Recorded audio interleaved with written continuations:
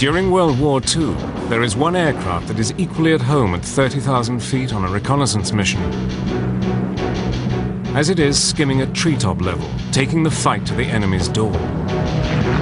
Capable of a 4,000-pound bomb load, it can smash its target with pinpoint accuracy,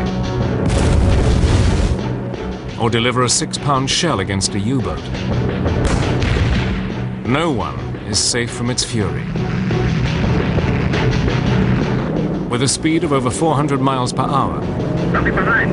Looks like a 190, about 1,000 yards away. it is so fast and maneuverable that the Germans award their pilots with 2 kills if they manage to shoot one down. Yet this aircraft was ridiculed from the start.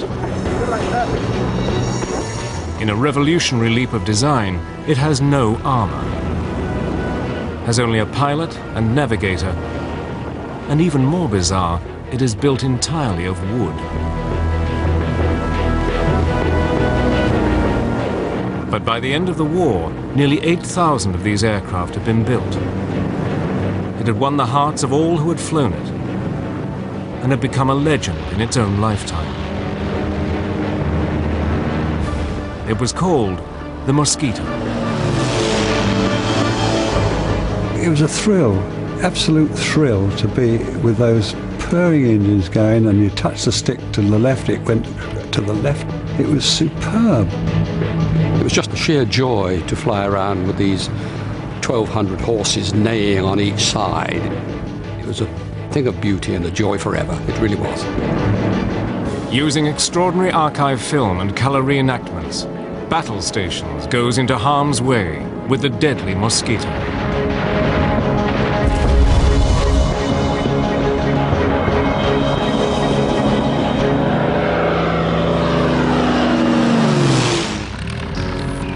The best aircraft have often also been the fastest. The pursuit of speed has been part of the appeal of aviation from its earliest days. And often it is the most innovative and radical designs that break speed records. The Lockheed Blackbird uses new metals that came out of the space race and flies at over 3 times the speed of sound.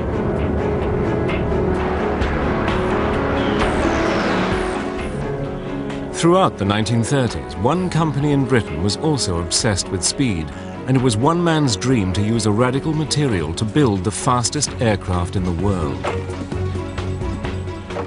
The material was wood, and his name was Geoffrey de Havilland. He was so very determined. Anything he wanted to do, he got on with it and did it.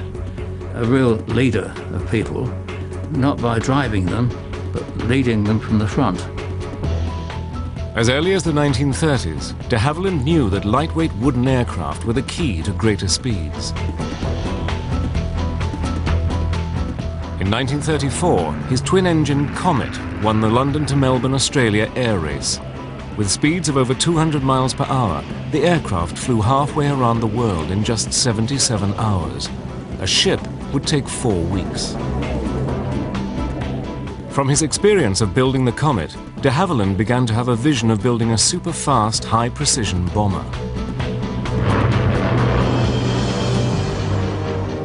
De Havilland was convinced that with the rise of the German Luftwaffe in the mid-1930s and the terror they inflicted during the Spanish Civil War, Britain would need all the heavy-duty air power it could produce.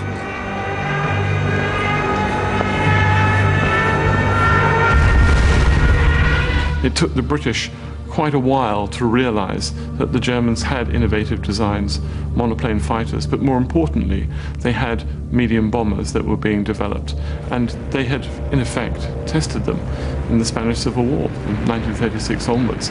It's a huge wake-up call. At the time, the British Air Ministry believed that the future of bombing was in huge, heavily armed conventional bombers such as the Lancaster and Halifax. Radical new designs of lightweight aircraft were scoffed at. But Geoffrey de Havilland had other ideas and continued working on designs for his new bomber. His dream was to construct a cheap, easy-to-build aircraft powered by 2 Rolls-Royce Merlin engines. Amazingly, it would have no guns, no armor plating, could carry up to 4,000 pounds of explosive, and with a speed of nearly 400 miles per hour, would be faster than any other aircraft in the world.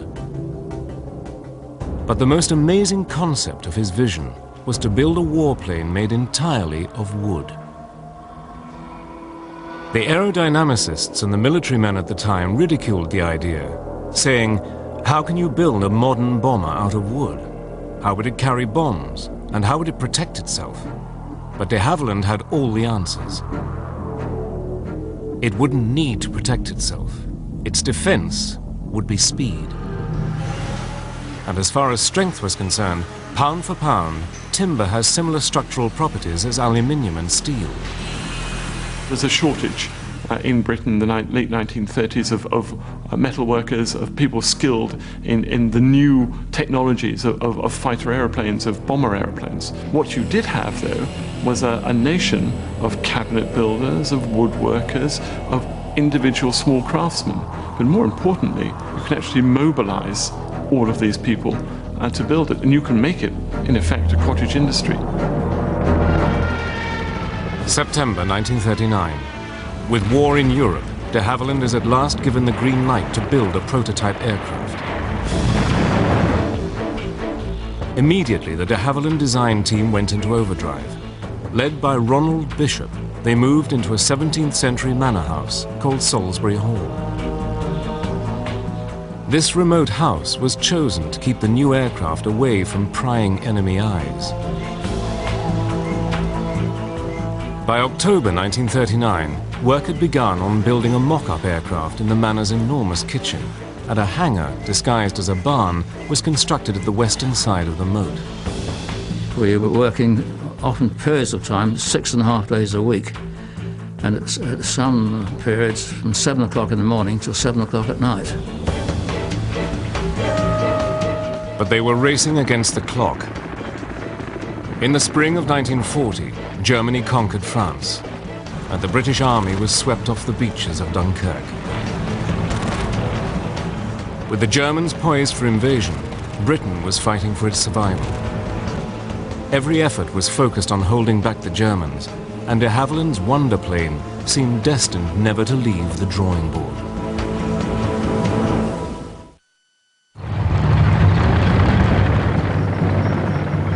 By June 1940, the German army had advanced to the shores of the English Channel and was preparing to invade Britain. In 6 months, the Nazis had conquered Poland, Norway, Denmark, Belgium, and France.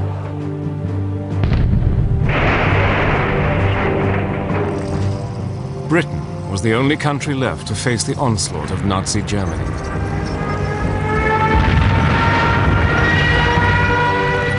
With Britain fighting for its life, priority was given to building only existing types of combat aircraft. Geoffrey de Havilland's radical new wooden bomber looked condemned to be scrapped. But de Havilland was not a man to take no for an answer. Sir Geoffrey's words are, well, they may not want it now, but they will want it.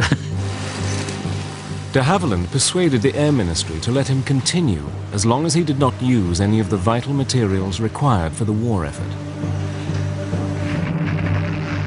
Throughout the summer of 1940, as Britain fought for survival against the German Luftwaffe in the Battle of Britain, de Havilland and his team worked on their wooden bomber.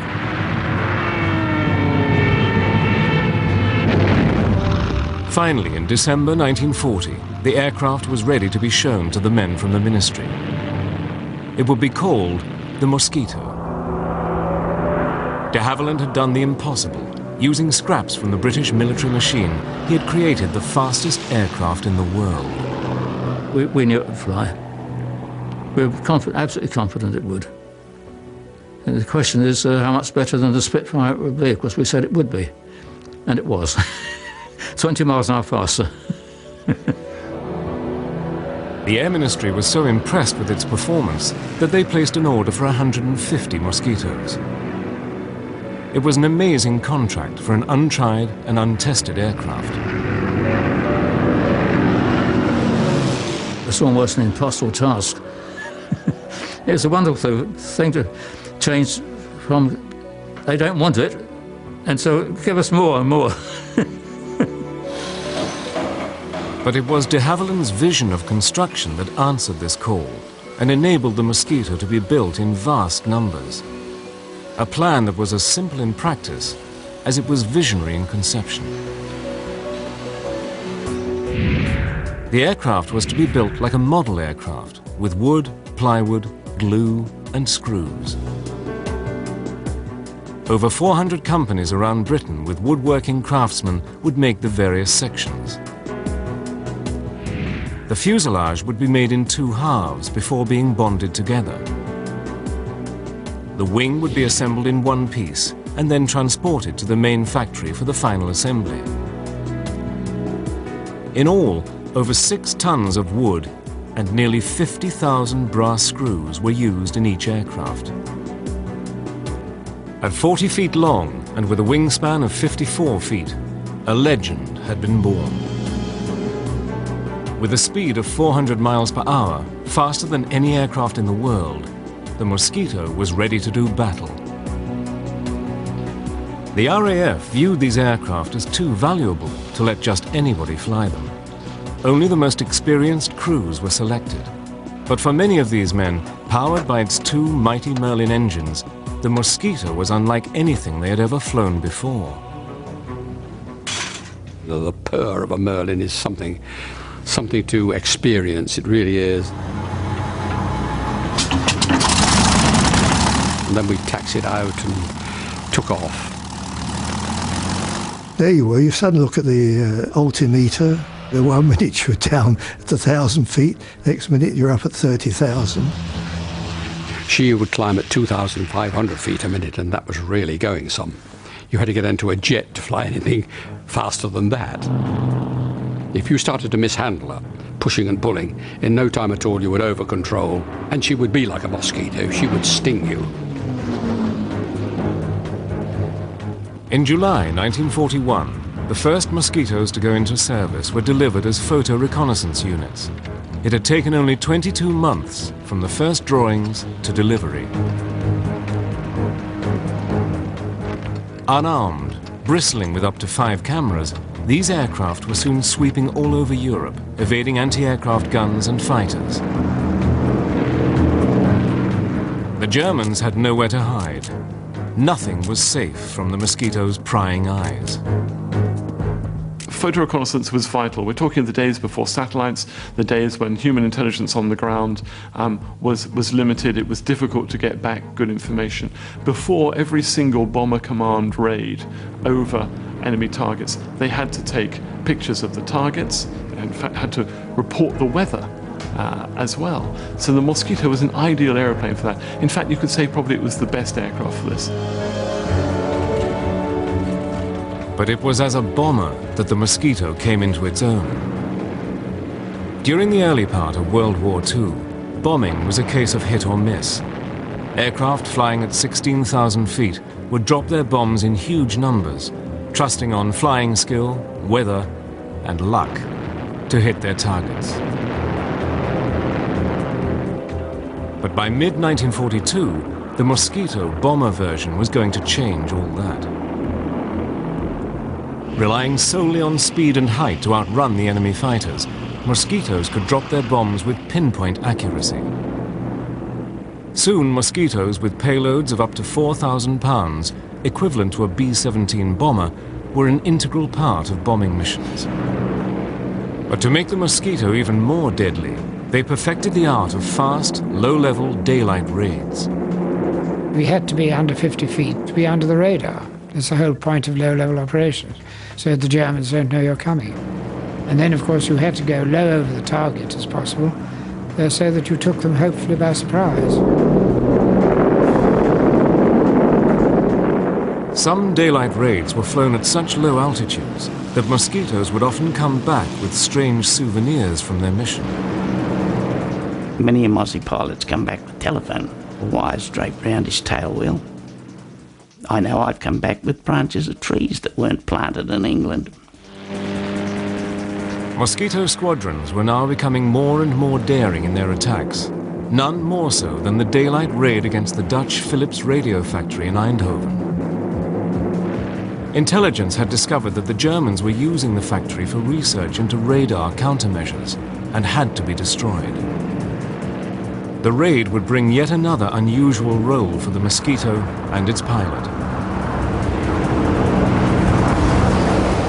They sent for me 3 days or 4 days before the raid and said, "I've got a special job I want you to do.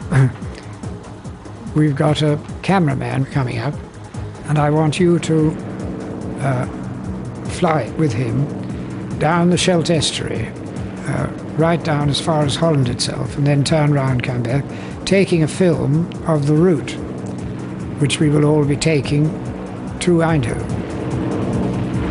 On December the 6th, 1942, 10 Mosquitoes went for their target.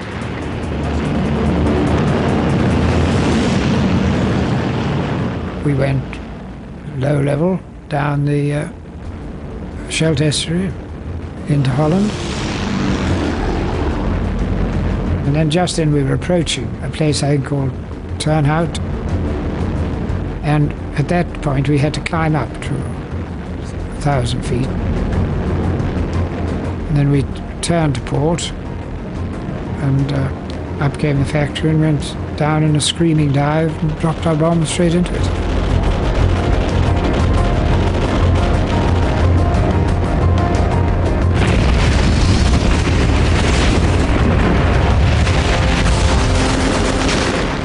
Racing for home, the Mosquitoes were caught in German anti-aircraft fire, or flak. Over the North Sea, disaster struck. The chap who decided to follow me, because he was on his first trip and he thought he'd follow an experienced pilot, and I'm afraid he caught a bit of flak because my cameraman suddenly called out, looking backwards, God, he'd gone into the sea. I've turned round and went back to the sea. And there was no dinghy or anything, just a cauldron of boiling water. Just 6 weeks later, on January the 30th, 1943, the Mosquitoes went on another audacious raid, the 10th anniversary of Hitler's coming to power. Intelligence learned that there was to be a major Nazi rally in Berlin, led by Reich propaganda minister Joseph Goebbels and Reich Marshal Hermann Goering, which was to be broadcast on German radio. This was too good an opportunity to miss. The aim was not to hit the site of the rally, but to create chaos and interrupt the broadcast. With their speed and range, 3 Mosquitoes hit Berlin at 11 a.m., interrupting Goering's broadcast. At 4 p.m., a second group hit, interrupting Goebbels. For the Allies, it was a major propaganda success. The Mosquito delivered to the Allies, particularly to the British, propaganda coups right the way through its service history, and all done by a small wooden aeroplane that the Germans had written off in their propaganda as being some sort of antique. Later, Goering was heard to say, "It makes me furious when I see the Mosquito. I turn green and yellow with envy. The British knocked together a beautiful wooden aircraft that every piano factory over there is building. They give it a speed which they have increased again." But if the Mosquitoes were spoiling Goering's day, the Allies knew that to spoil the Nazis' day, the Mosquitoes were going to have to bomb Berlin again and again until they smashed it into submission.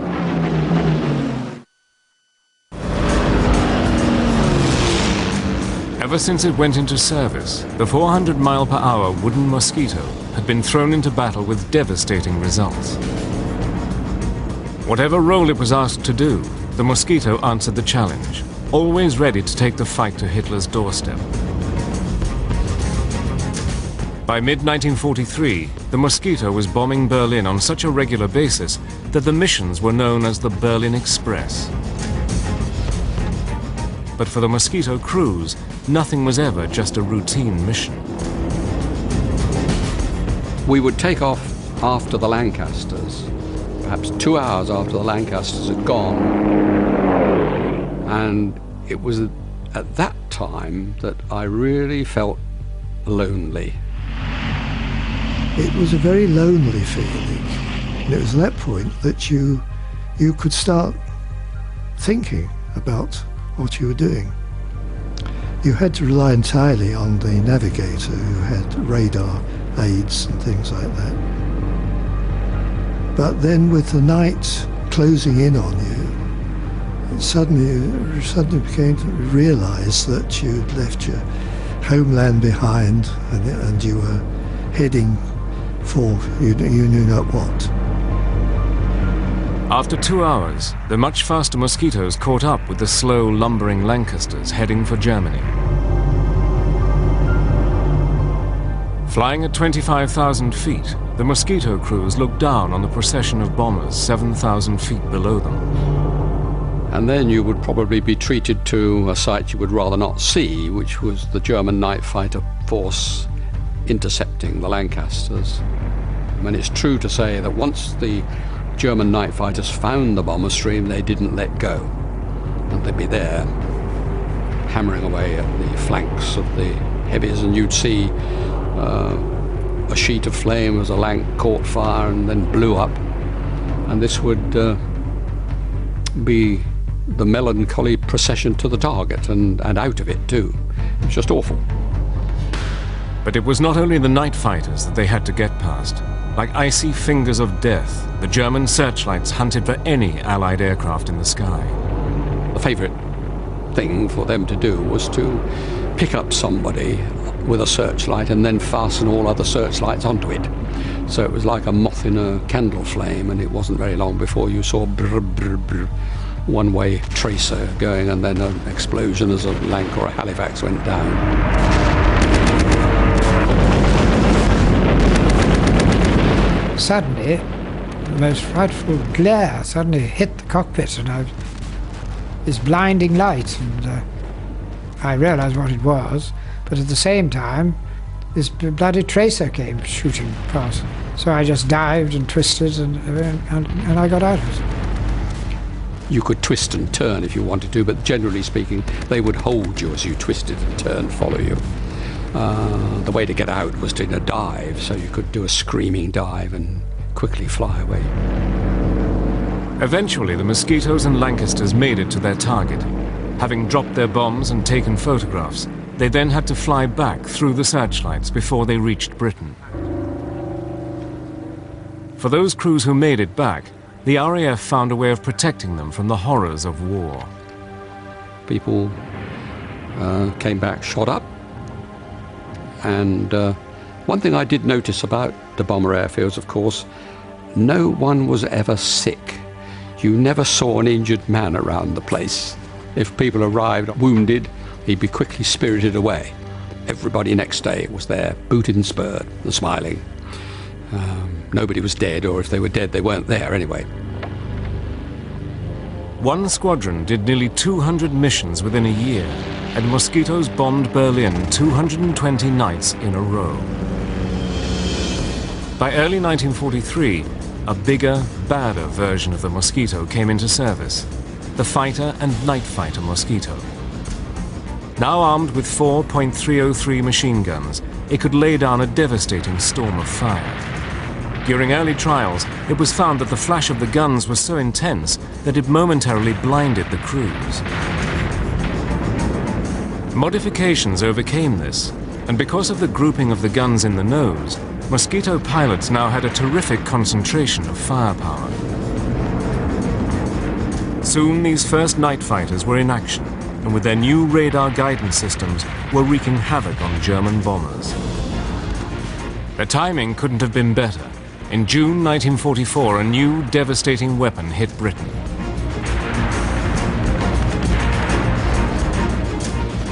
After D-Day, as the Allies were fighting to gain a foothold in Europe, Hitler unleashed his new terror weapon, the V-1 flying bomb.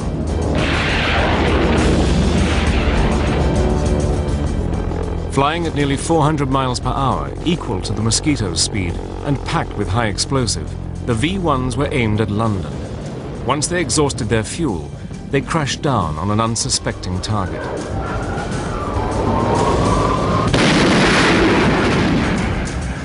Destroying these fast-flying bombs was a dangerous task. Quickly, Mosquito pilots devised ways to take these terror weapons out of the sky. They would try and get some height and then swoop down on it and shoot it with cannon. But obliterating a terror weapon could be life-threatening in more ways than one, as one pilot was to find out. And he squirted at it with his cannon, but he was a bit too close and it flew to bits. And a bit of it came in through the front and pierced the dinghy that he was sitting on. It inflated in the cockpit, so up he came off his seat and up towards the roof. But he was very fortunate. He always carried a dagger down his boot. I don't know if he wanted to fight his way out of Germany, perhaps. He produced the dagger, stabbed the dinghy, and down it went, and he got home. When I heard the story, I was absolutely terrified, and I always carried a knife down my own boot after that, just in case. Whilst the fighters were attacking the V-1s in the air, their photo recon brothers were scouring France and Belgium, hunting down their launch sites. As we got near the target, of course, the navigator would alert you to your position. Put your nose down onto towards the ramp of the pillbox, and the pilot would release the bombs. We did, I think, over 3,000 sorties against them. And in the end, Hitler only launched 5,000 of them. And it was an ideal target for the Mosquito. The Mosquito was made for V1 sites.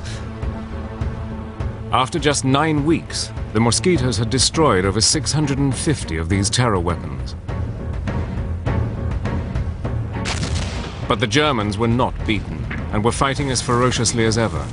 Once again, as the fighting intensified, the Mosquito would take its crews into harm's way and go down in history in one of the most daring and ingenious raids of World War II.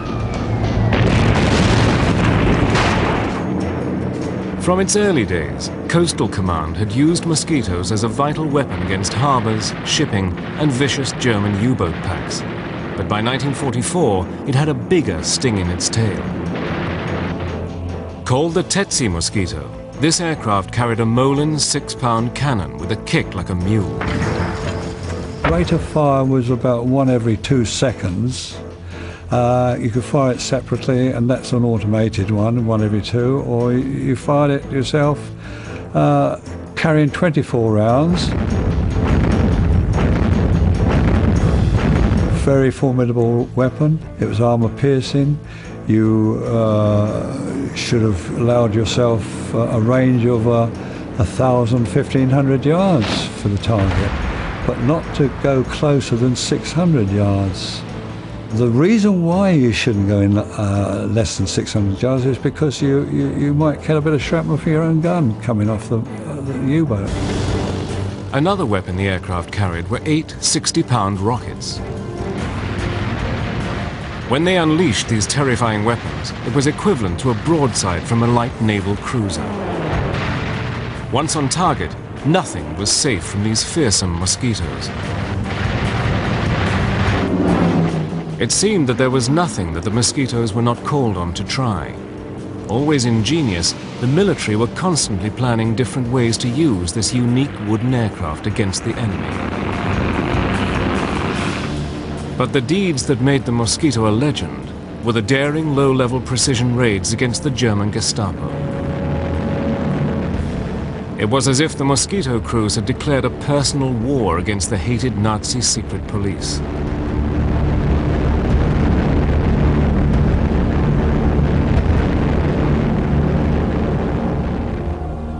From as early as 1940, the French resistance network had been a major thorn in the side of the German occupation.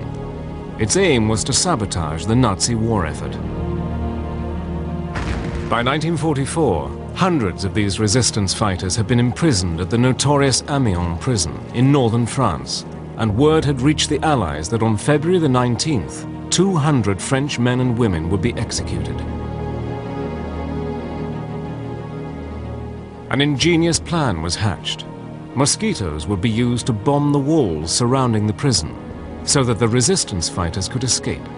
It was called Operation Jericho. The main prison layout was in the shape of a crucifix, surrounded by a 20-foot high wall, 3 feet thick and topped with broken glass. Located at the end of a long road, the prison was surrounded by open, flat countryside. The timing of the raid was vital. It had to be at midday when the prisoners were exercising in the yard and the guards were having lunch. Equally important was the placing of the bombs. Great care had to be taken so that enough explosive was used to smash a hole in the outside wall, but not so much as to kill all the inmates. When told of the danger, the resistance fighters replied they would rather die from RAF bombs than by a German firing squad. On the morning of the 18th of February, the Mosquito crews were told for the first time what their target was. We went into the briefing room around about 9:30, 10 o'clock in the morning. And on the table was a mock-up model of the Amiens prison. And we were told we were going to try and breach the walls and give the prisoners a chance to escape. The attack, timed for exactly 12 o'clock midday, consisted of 3 stages. One squadron was briefed to breach the walls, in other words, to toss the bombs or fly very low level and put the bombs at the base of the walls, if possible. The second squadron were to come in at 12:02 when the guards had gone to lunch and bomb the dining hall, mess hall, anything they could lay their hands on to keep the guards under control. In case of the first squadron not breaching the walls completely, or the second squadron not doing the guards' quarters, etc., then the third squadron would bomb the whole prison. As the crews waited for takeoff, it appeared that the raid might be cancelled. The weather had closed in, and all aircraft were grounded. It was very, very bad weather, low cloud and sort of spitting snow, you know what I mean? Very low cloud. And we didn't think it would go on. What the Mosquito crews did not know was that the French resistance had sent a coded message. Strike now or never. Execution's imminent.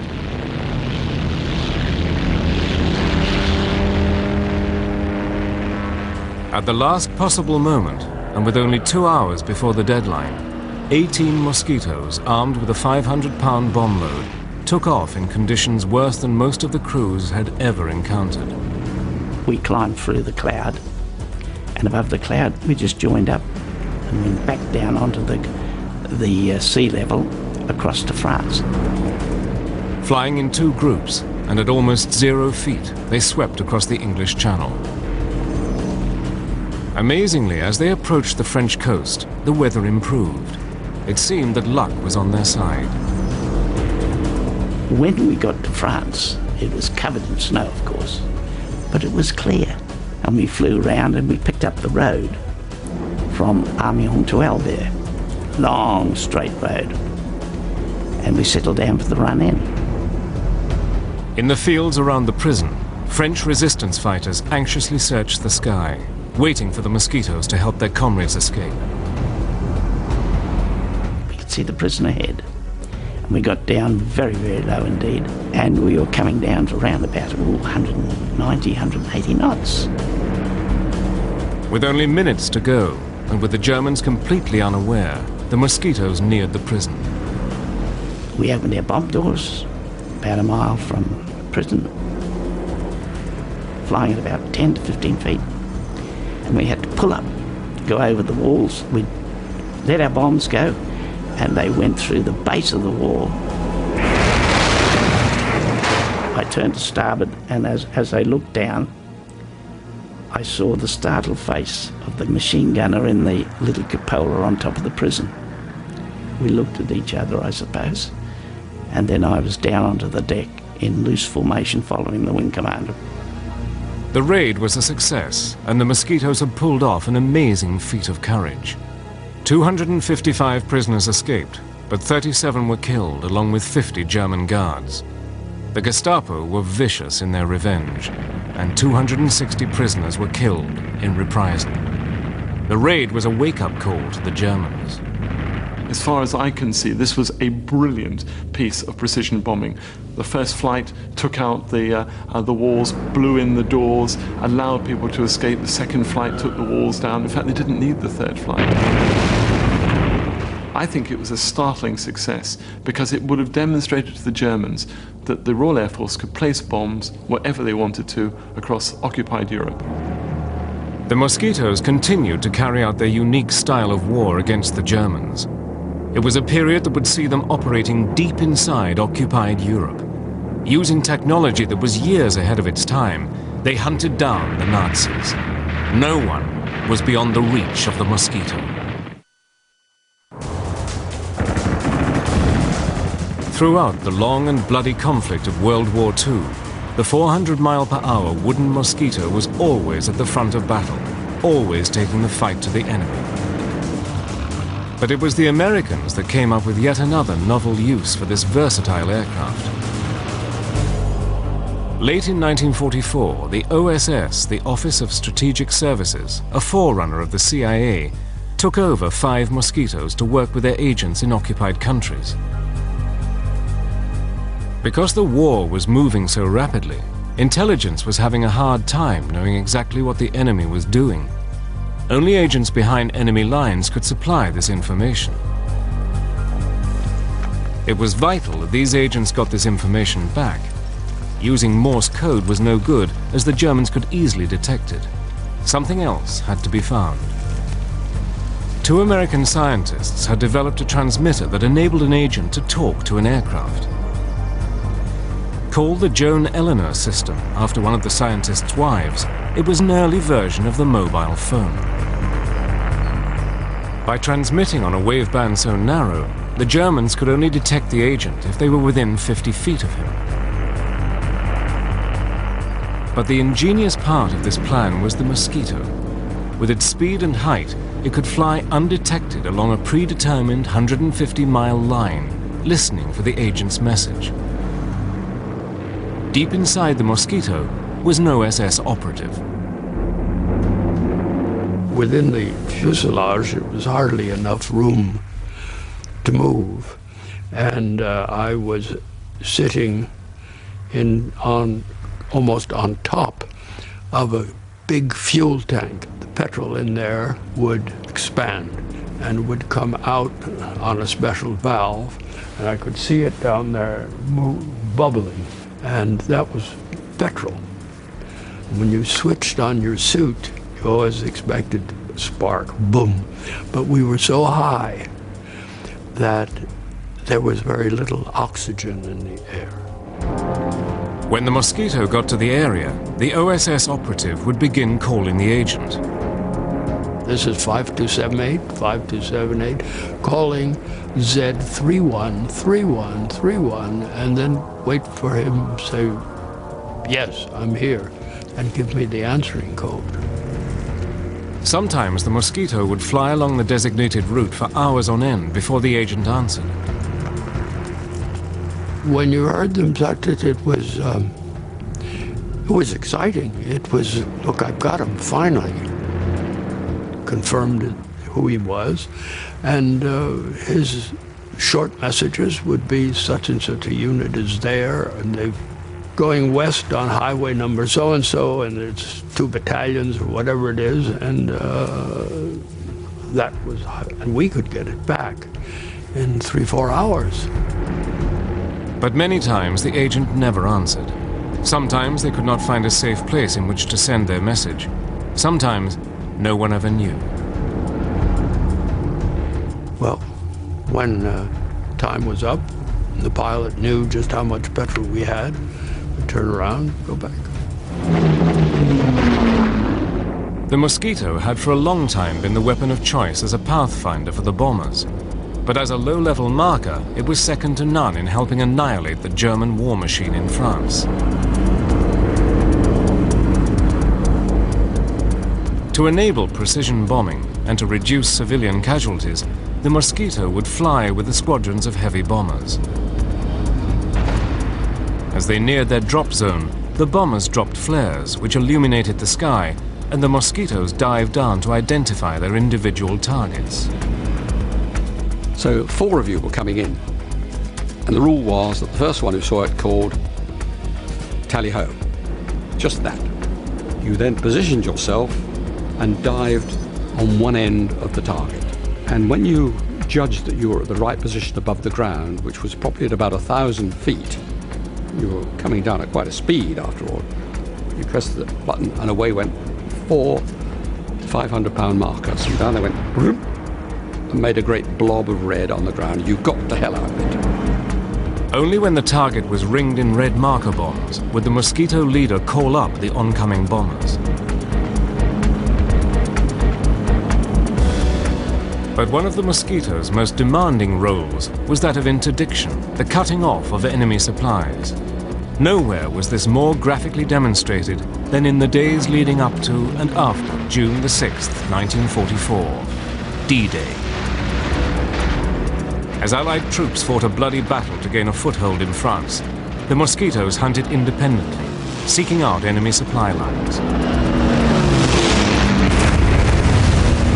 Trains we preferred to attack because they were always carrying war material or reinforcements for the front.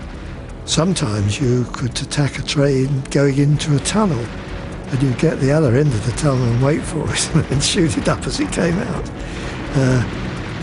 It was fun, really, shooting up trains. During the month of June, Bomber Command flew over 15,000 raids in support of the Allied invasion forces, and by the end of 1944 had helped drive the Germans back into their own country. Finally, on May the 2nd, 1945, 2 days after Hitler's suicide in Berlin, 126 Mosquitoes took part in the last raid of the war in Europe. Their target, the German port of Kiel. Within 2 hours, the city was reduced to rubble, a grim legacy to the destructive power of the wooden wonder. The aircraft that had been seen as some sort of joke when first designed had grown of age. It had become one of the most feared and lethal killers of World War II. Over 7,700 had been built, and over 40 different variations had served in all theaters of the war. To the men who had flown it, the Mosquito was second to none. It was a love affair, and I thought, well, when I finished flying, that was it. I never flew another aircraft again after the Mosquito, never. It's wrong, really, to say it was a legend, because the legend suggests it wasn't real, and the Mosquito was certainly a reality. But it was a lovely aircraft, beautiful aircraft to look at, marvellous aircraft to fly. Well, in many cases saved my life, but I mean, I think the Wooden Wonder, it's been used before, but I think the Wooden Wonder really sums it up. It was.